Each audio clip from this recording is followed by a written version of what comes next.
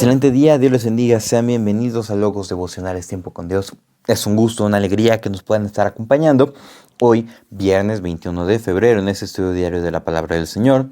Y les agradecemos a cada uno sus comentarios, el hecho que nos escriban, el que estén acompañándonos en todos estos devocionales. La verdad, es muy alentador para nosotros el hecho que están escuchándonos, están compartiendo los devocionales, porque es de bendición no solamente para nosotros que los compartimos, los estudiamos, sino también para aquellos que pues, lo escuchan y también que nos comentan. Les enviamos un afectuoso saludo, que el Señor les bendiga. Hoy el estudio lleva por título Esperanza Perfecta, estando en Juan 14 del 15 al 24. Así dice la palabra del Señor.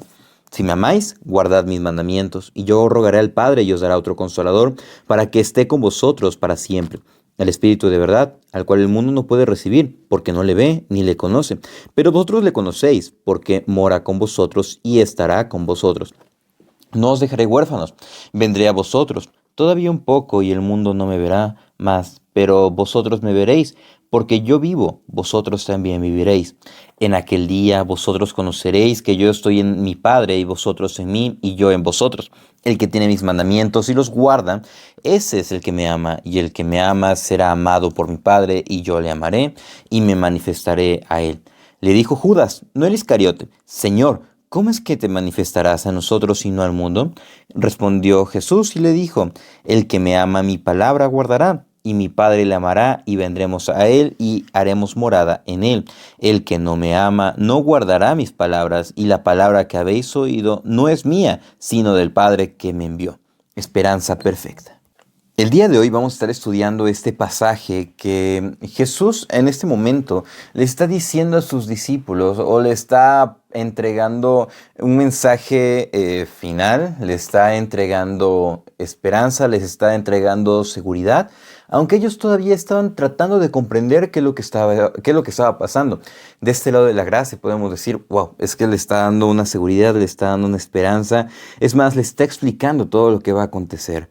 Pero ellos todavía estaban un tanto velados por todo lo que estaba sucediendo, por sus propios prejuicios nacionales. Y es lo que vamos a estar viendo el día de hoy. Vamos a ver dos puntos de este pasaje, siendo el primero, esperanza perfecta, uno, que no nos deja solos. Los discípulos tenían mucha preocupación. Si lo vemos desde el capítulo 13, Pedro, que habló casi por todos, le preguntó a Jesús que a dónde iba. Y Jesús le respondió que aún no lo podían, a donde él iba no lo podían seguir, pero lo iban a seguir después. Y Pedro, insistente, le dijo, Señor, ¿por qué no te puedo seguir ahora? Mi vida pondré por ti. Y nos dice los otros evangelios que ellos continuaban diciendo, Señor, nosotros pondremos nuestra vida por ti, nosotros te seguiremos, nosotros estaremos ahí. Y es ahí, en ese momento de la conversación, cuando Jesús le dice, no se altere su corazón. Creen en Dios, crean también en mí todo lo que les estoy diciendo. Voy a preparar un lugar en el cielo para ustedes. Es más, para todos los creyentes del mundo. Y aquí, en este mismo momento, les dice, si me aman, guarden mis mandamientos. La esperanza perfecta se ve reflejada en conocer de quién procede. Y ese conocimiento de quién procede es de Dios mismo. O sea, todo lo que está en la Biblia es palabra de Dios. Todo lo que nos dice en Segunda de Timoteo, toda la escritura es inspirada por Dios y es útil para enseñar, para redarguir, para corregir, para instruir en justicia, a fin de que el nombre de Dios sea perfecto, enteramente preparado para toda buena obra. Entonces, el hecho de que nosotros reconozcamos que es palabra de Dios nos lleva a ¿qué? A esperar en Él, y esa espera es una espera consciente porque nos lleva a ¿qué? A obedecer, a guardar lo que Él nos ha mandado. ¿Y qué es lo que Él nos ha mandado? Se recuerdan todas las enseñanzas del Sermón del Monte, cómo debe de conducirse el creyente, cómo debe de ser luz, cómo debe de ser sal, cómo debe de amar a su prójimo, cómo debe de amar a su enemigo, cómo debe de perdonar, cómo debe de orar delante de Dios. Todas esas enseñanzas, todo lo que el Señor nos dejó, debemos de ¿qué? Obedecerlo. Y eso es parte, es una esperanza perfecta que nos lleva a reconocer que Jesús nos dejó indicaciones, no nos deja solos, nos deja con su palabra, pero también nos dice el verso 16, yo rogaré al Padre y os dará otro consolador para que esté con vosotros para siempre. Y aquí se refiere a la promesa de la llegada del Espíritu Santo. Si recordamos lo que todo creyente, todo cristiano profesa, es que creemos en un Dios trino. O sea que son tres personas, pero que a la vez son un solo Dios. Dios Padre, Dios Hijo, Dios Espíritu Santo. Y aquí nos está hablando de la promesa del Espíritu Santo.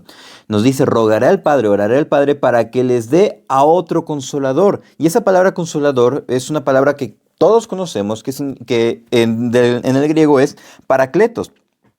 Y significa literalmente alguien llamado a estar al lado para ayudar. Una persona que está al lado de otro. ¿Y cuál es su función? ¿O a qué se refiere? Bueno, a consolar, exhortar, interceder, a alentar y también como un abogado defensor. Y es lo que dice acá, para que esté con ustedes para siempre. Y dice, el Espíritu de verdad, al cual el mundo no puede recibir porque no le ve ni le conoce. Y dice, pero vosotros le conocéis porque mora con vosotros y estará con vosotros. Aquí le está diciendo que el Espíritu Santo iba a tener prácticamente el mismo trato que recibió Jesús. Jesús no fue reconocido, el Espíritu Santo tampoco sería reconocido. ¿Por qué? Porque no conoce a Cristo y por lo tanto no conoce al Espíritu Santo. Y dice, no os dejaré huérfanos, vendré a vosotros. Aquí en estos versículos, que es 16, 17 y también 18, se les da a ellos la esperanza del Espíritu Santo. Y esa esperanza se cumple en el día de Pentecostés.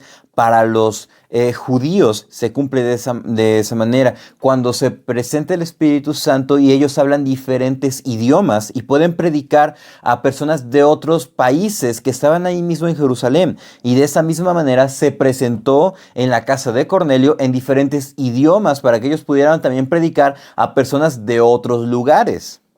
Y nos dice el verso 19, todavía un poco y el mundo me verá más, pero vosotros me veréis porque yo vivo y vosotros también viviréis. Aquí le está diciendo, le está dando la esperanza, no los dejaré huérfanos, no los dejaré solos, ustedes, dice, todavía un poco, o sea, un poquito más, y el mundo no me verá más. Pero ustedes me veréis. Aquí se está refiriendo a su próximo sacrificio, pero también a su resurrección. Dice, porque yo vivo, vosotros también viviréis.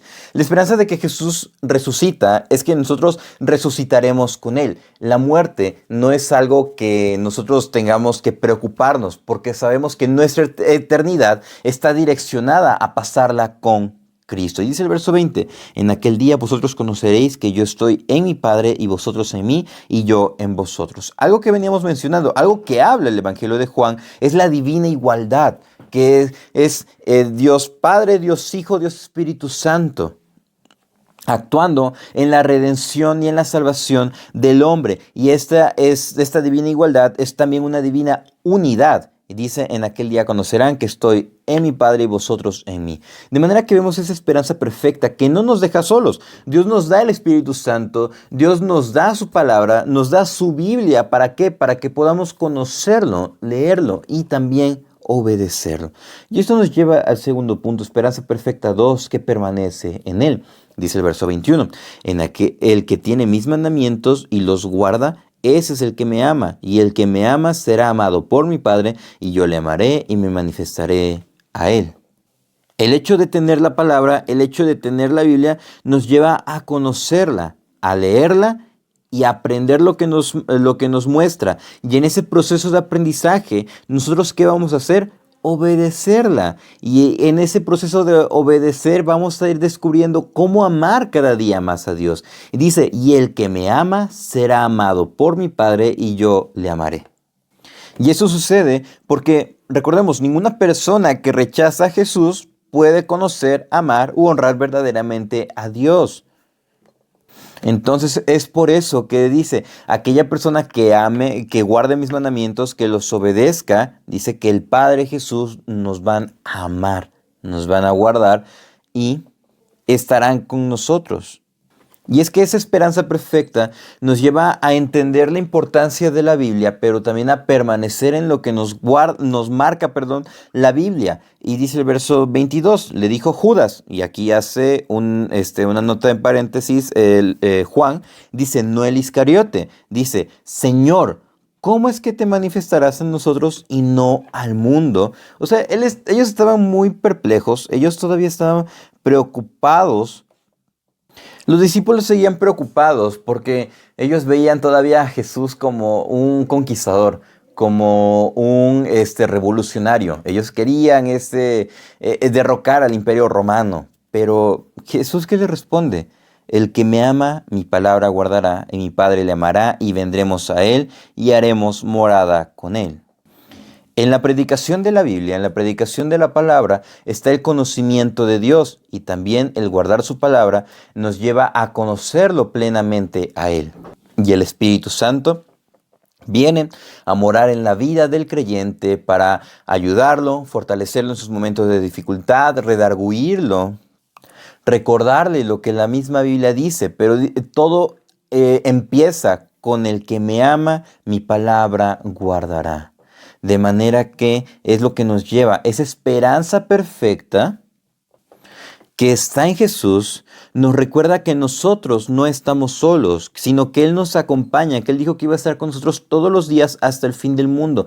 Pero ya no vemos a Jesús en nuestros días, entonces ¿cómo es que nos acompaña? Nos acompaña a través de su Espíritu Santo. Lo vamos a conocer a través de su palabra y Él mora en nuestros corazones. ¿Y cómo sabemos eso? Lo sabemos por fe, porque hemos creído, porque Él es quien nos ha dado esa forma de creer, nos ha dado ese camino perfecto a través de Jesús. Y también esa esperanza perfecta que no nos deja solos, nos ayuda a permanecer fielmente en Él. ¿Y cómo vamos a permanecer en Él? Amándolo verdaderamente. ¿Y cómo vamos amando verdaderamente? ¿Verdaderamente cómo lo vamos a amar? Obedeciendo lo que dice en su palabra. Pero ¿qué es lo que sucede? También da la cláusula negativa, dice el verso 24, el que no me ama no guarda mis palabras, y las palabras que habéis oído no es mía, sino del Padre que me envió.